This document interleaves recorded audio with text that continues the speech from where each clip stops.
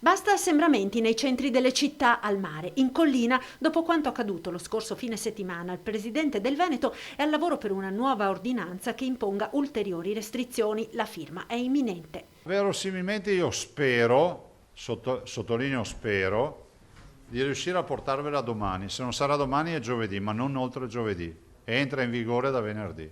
Un'ordinanza che Zaia vuole concordare con i sindaci del Veneto, ma anche con le regioni confinanti in fascia gialla. Per redigere delle ordinanze che siano sostanzialmente in linea tra di loro rispetto a una serie di misure restrittive che non sono coercitive, sono semplicemente misure che vogliono fare in modo che questo lavoro fatto, che ancora oggi, in questo momento ci permette di essere in zona gialla, sia un lavoro che possa essere d'aiuto ai nostri operatori della sanità. Coordinamento tra le regioni in fascia gialla, anche se Zaia non esclude la possibilità che a fronte di un peggioramento della situazione tutte le regioni possano finire a breve in fascia rossa. Non ho sentore di questo, ma non lo trovo neanche improbabile, perché è ovvio che se galoppiamo con questi numeri e si manda in crisi il sistema deve trovare qualcuno che reagisce.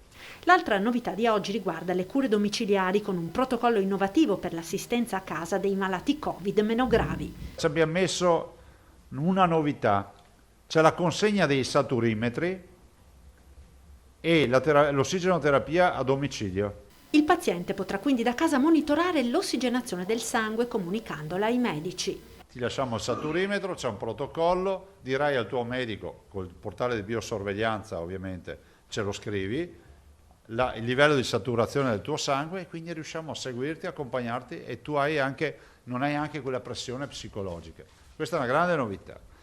L'azienda Zero ne sta comprando penso ormai 100.000 di questi saturimetri perché ci siamo messi di buona lena, ne stiamo già consegnando tramite i medici di base dove le ULSS ne hanno in casa, li consegniamo e questi saranno degli elementi che ci permetteranno anche di fare una sorta di telemedicina.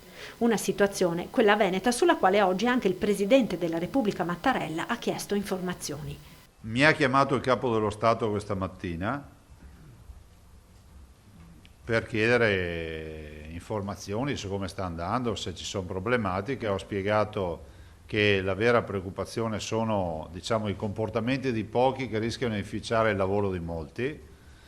E lo slogan potrebbe essere, lo dico a voi, uno spritz in meno per evitare il lockdown.